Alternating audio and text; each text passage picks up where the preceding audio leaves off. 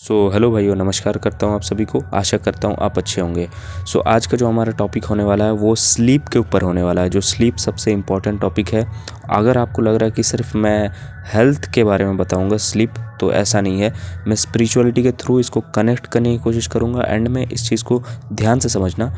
इसीलिए एंड तक बने रहना। मैं कैसे करके स्पिरिचुअलिटी के थ्रू इस स्लीप को कनेक्ट करूँगा वो सुनना ध्यान से। तो मेनली साइंस के अकॉर्डिंग स्लीप के 4 स्टेजेस होते हैं। हालांकि हमारे एशियंट योगीज़ के अकॉर्डिंग भी जो स्लीप का स्टेजेस होते हैं वो 4 ही होते हैं। तो साइंस के बारे में हम पहले बात करते हैं। इस स्टेजेस का नाम है N1, N2, N3 जिसको डीप स्लीप को बोला गया है, और स्टेज 4 जिसको रेम स्टेज बोला गया है, यानी रैपिड आई मूवमेंट। बात करते हैं स्टेज 1 ऑफ स्लीप का। तो जो स्टेज 1 ऑफ स्लीप हमारा है वो अनक्लियर होता है। हम यहाँ पर आधा सोते हैं आधा जगते हैं, और यहाँ पर जो सपने आते हैं वो अनक्लियर रहते हैं, अनकॉन्शियस रहते हैं। हम इस चीज़ को अच्छे से पकड़ नहीं पाते हैं, क्योंकि हम अगर पूरे दिन भर हम काम वगैरह किए रहते हैं और सो जाते हैं तो वहाँ पर क्या होता है कि अनक्लियर सपने आते हैं। जो भी सपने आते हैं हम पकड़ नहीं पाते हैं। हम स्लीप के स्टेजेस में और आगे जाते हैं। तो यहाँ पर जो पहला स्टेज होता है ना, यहाँ पर हम सपने को बेसिकली रिकॉग्नाइज नहीं कर पाते, अनक्लियर होता है। ऐसा नहीं कि नहीं आता, यहाँ पर भी सपने आते हैं। बहुत कभी कभी डरावने सपने भी आ जाते हैं, और लेकिन सपने ज़रूर आते हैं। यहाँ पर एक चीज़ जो होता है सबके साथ, ये चीज़ कभी ना कभी देखने को मिला है, वो है झटका वगैरह महसूस करना। हमारा बॉडी झटका महसूस करता है, और ये चीज़ मेरे साथ बहुत बार हुआ है। जैसे पहले मैं रनिंग वगैरह किया करता था तो मेरे पैर बहुत ज़्यादा दर्द करते थे। तो उस वक्त क्या होता था कि कभी कभी मैं पैर ऐसे ही करके उठा करके ऐसे सो जा रहता हूँ ऐसे करके। तो कब मैं स्टेज 1 में चला जाता हूँ पता ही नहीं चलता है। तो अचानक से मेरा पैर ऐसे झटका मारता है, मुझे पता नहीं चलता है। तो मेरी मम्मी पहले ऐसे बताया करती थी कि यार जैसे हम बाहर सोते हैं थे पहले आंगन में, खासकर गर्मियों के समय में, तो उस वक्त झटका मार देता है पैर, हमें पता नहीं चलता है। तो इस वक्त यहाँ पर होता है क्या, जो पैर वगैरह हमारा अचानक से हिल जाता है, हाथ हिल जाते हैं, झटका से हो जाता है। तो बेसिकली ये होता है। तो हमारा जो बॉडी है, हमारा माइंड है, वो समझने की कोशिश करता है कि यार ये जिंदा है या मतलब मर चुका है, ठीक है। तो इसीलिए यहाँ पर झटका वगैरह देता है। जहाँ पर सेंसेशंस बहुत ज़्यादा होते हैं वहाँ पर थोड़ा सा झटका आता है। मेरे पैर में पहले बहुत ज़्यादा दर्द हुआ करता था, मैं रनिंग करता था तो झटका वगैरह आता है। ये नॉर्मल है, ठीक है। तो हम इसको बहुत ज़्यादा बढ़ा चढ़ा के बोल देते हैं। मेरी मम्मी थोड़ा बढ़ा चढ़ा के बोल देती है कि यार कोई नेगेटिव एनर्जी, भूत वगैरह ये सब चीज़ हिला दिया पैर को, ये चीज़ होता है। वैसा नहीं है, ये नॉर्मल है, ये सबके साथ होता है, और मुझे लगता है ये चीज़ बहुत सारे लोगों को देखने को मिलता ही है। इसके बाद आते हैं स्टेज 2 ऑफ स्लीप जिसको N2 कहा गया। ये वाला जो नींद होता है ना, ये एक तरीके से पूरी तरीके से गहरा नींद होता है। पूरी तरीके से डीप स्लीप नहीं बोलूँगा, लेकिन पूरी तरीके से गहरा नींद होता है। यहाँ पर सपने आते हैं, हम कभी कभी कैच भी कर लेते हैं सपनों को, लेकिन फिर भी सुबह जब उठते हैं तो हमें सपने याद नहीं रहते, क्योंकि ये भी एक तरीके से गहरा स्लीप से पहले का समय है, पहले का स्टेज है। यहाँ पर सपने आते हैं लेकिन उतने ज़्यादा नहीं आते हैं। मैं बोलूँगा कि नहीं आते, ये नहीं बोलना चाहिए। सपने आते हैं लेकिन हम भूल जाते हैं वो चीज़ को, ठीक है। तो इस स्टेज में जैसे ही हम आते हैं, बाहर की दुनिया से हम पूरी तरीके से डिस्कनेक्ट हो जाते हैं। एक्सटर्नल दुनिया जो भी ये चीज़ चल रहा है, पूरी तरीके से हम डिस्कनेक्ट हो जाते हैं, हमें कुछ भी नहीं पता चलता है। स्टेज 1 में ऐसा नहीं होता था। स्टेज में हमें बाहर की दुनिया के बारे में कुछ पता चल रहा होता है ना, हम पूरी तरीके से कट नहीं हुए रहते। लेकिन स्टेज 2 जो है, यहाँ पर हम पूरी तरीके से एक्सटर्नल जो दुनिया वहाँ से पूरी तरीके से कट हो जाते हैं। फिर इसके बाद आता है डीप स्लीप जिसको स्टेज 3 कहा गया। और ये जो स्टेज है, ये स्टेज बहुत ज़्यादा इम्पॉर्टेंट है हमारे बॉडी के लिए। यहाँ पर हमारा ग्रोथ हार्मोन रिलीज़ होता है, हमारा बॉडी सबसे ज़्यादा रिपेयर इसी स्टेज में करता है, डीप स्लीप में। और एक चीज़ मैं स्टेज 2 के बारे में नहीं बताया था, जो स्टेज 2 है, डीप स्लीप से पहले वाला स्टेज, ये जो स्टेज है ना, हम ज़्यादातर नींद इसी स्टेज में रहते हैं। ये डीप स्लीप से पहले वाला जो स्टेज है, स्टेज 2, ठीक है, यहाँ पर हम सबसे ज़्यादा टाइम बिताते हैं। यही चीज़ बताना था। इसके बाद जो डीप स्लीप आता है, वहाँ पर हमारे जो सपने होते हैं वो आते हैं, ऐसा नहीं कि नहीं आते हैं। यहाँ पर भी सपने आते हैं, लेकिन बहुत रेयर है सपने यहाँ पर आते हैं। ज़्यादातर केसेस में सपने नहीं आते, लेकिन अगर सपने यहाँ पर आ भी जाते हैं तो नेक्स्ट टू इम्पॉसिबल है कि हम उन सपने को याद रख पाएँ, क्योंकि ये पूरी तरीके से गहरा नहीं होता। पूरी तरीके से हम डीप स्लीप में एंटर कर चुके होते हैं। यहाँ पर हमारा ग्रोथ हार्मोन पूरी तरीके से बूस्ट होता है, हमारा बॉडी रिपेयर होता है अपने आप। ये चीज़ होता है। और यहाँ तक तो चलो ठीक है। इसके बाद वाला जो स्टेज आता है, देखो स्टेज 3 तक आते आते हमारा मतलब आधा रात बहुत हद तक गुजर जाया होता है, हमें कुछ पता नहीं चलता है। लेकिन इसके बाद आता है स्टेज 4 और ये स्टेज 4 थोड़ा सा लंबा भी चलता है और इसको कहा गया साइंस के पर्सपेक्टिव से रैम स्टेज यानी रैपिड आई मूवमेंट।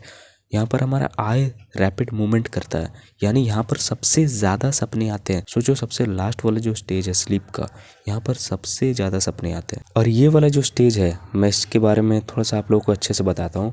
ये जो स्टेज है बेसिकली हम सपने को देख पाते हैं, ज़्यादातर केसेस में हम यहाँ के सपने को याद रख पाते हैं। और ये जो स्टेज है सबसे लास्ट वाला स्टेज है, तो यहाँ पर होता क्या है कि ये स्टेज तक आते आते ऑलमोस्ट सुबह का टाइम हो जाया होता है।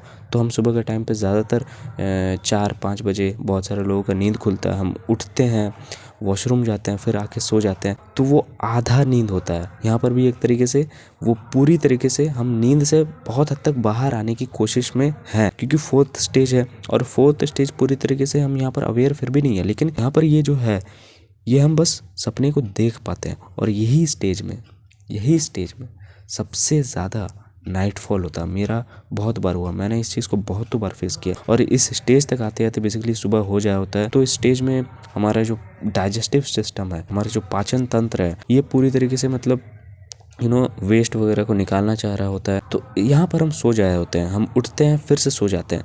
अगर इस स्टेज में आपका अगर हल्का सा भी नींद खुला और अगर आप थोड़ा सा डीप स्लीप से थोड़ा सा बाहर हो, तो मैं यही रिकमेंड करूँगा वॉशरूम से आइए और बहुत ज़्यादा नींद आ रहा हो तो सो जाइए, तब बेटर रहेगा। लेकिन आप अगर इस स्टेज में उठते हो ना, खासकर 4-5 बजे का पीरियड में, तो इस स्टेज में ज़्यादातर ऐसा चांसेस होता है कि खासकर हम जो युवा हैं, नाइटफॉल बहुत ज़्यादा देखने को मिलता है। बहुत सारे लोगों का नहीं होता है, लेकिन बहुत सारे लोगों का होता है। पहले मेरा बहुत ज़्यादा हुआ करता है, मैंने बहुत बार फेस किया, अब तो नहीं होता है, मैंने अब इस चीज़ को उतना ज़्यादा फेस नहीं किया, लेकिन ये चीज़ होता है, ये चीज़ देखने को मिलता है। सो ये ऐसा स्टेज है। लेकिन इस स्टेज का खासियत क्या है, मैं इसको स्पिरिचुअलिटी से कनेक्ट करता हूँ, ध्यान से सुनना। इस स्टेज को देखो, जैसे मैंने बताया कि 4 स्टेजेस होते हैं स्लीप के, और हमारे योगीज़ भी 4 स्टेज ही डिस्कवर किए हैं। मतलब उनके अकॉर्डिंग में 4 स्टेज ही होते हैं स्लीप के।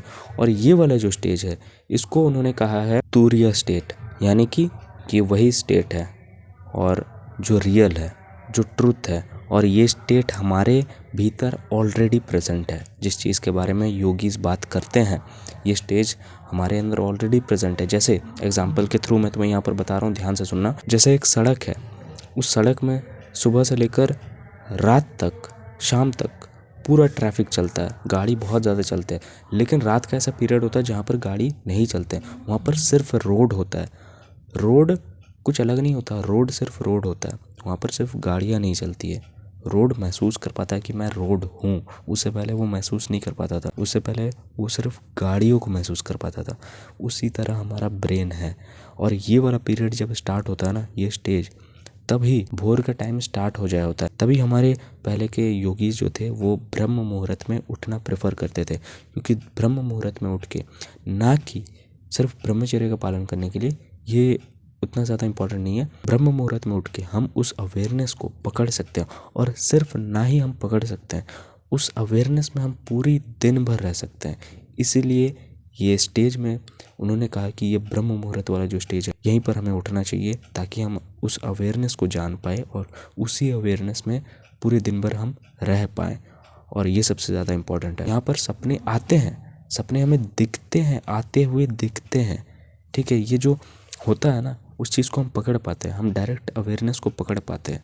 ये चीज़ है, ये वाला स्टेट है। तो स्पिरिचुअलिटी के अकॉर्डिंग ये स्टेट को बियॉन्ड स्टेट कहा गया है, यानी कि थॉट से परे वाला स्टेट। और ये सबसे इम्पोर्टेंट है। तो समझ रहे हो, ये जो स्लीप है ये अपने आप में एक बहुत बड़ा मिस्ट्री वाला चीज़ है, और हम इस चीज़ को अभी तक नहीं जानते हैं। और जो बहुत सारे लोग सपने वगैरह कोई ऐसा चीज़ बताते हैं, दरअसल वो एक ऐसा चीज़ नहीं है जो हम मानने लग जाएं कि भविष्य है, जो सपने आ रहे हैं वो ऐसा नहीं है, ठीक है। सपने का मतलब क्या होता है पता है? सपना का मतलब होता है memory plus thoughts plus fear, ये कंबाइन करते हैं तब जाके बनता है हमारा सपना। और वही चीज़ रिफ्लेक्ट करता है, हमारे माइंड को रिफ्लेक्ट करता है। जो चीज़ हम दबा देते हैं, पूरे दिन भर उस चीज़ को इग्नोर करते हैं, वही सब सेम चीज़ हमारे दिमाग में आके बैठता है, पूरी तरीके से चिपक जाता है, और हम इस चीज़ को पहचान नहीं पाते। हम सोचते हैं यार सपना ही तो था, लेकिन सपना रिफ्लेक्शन है।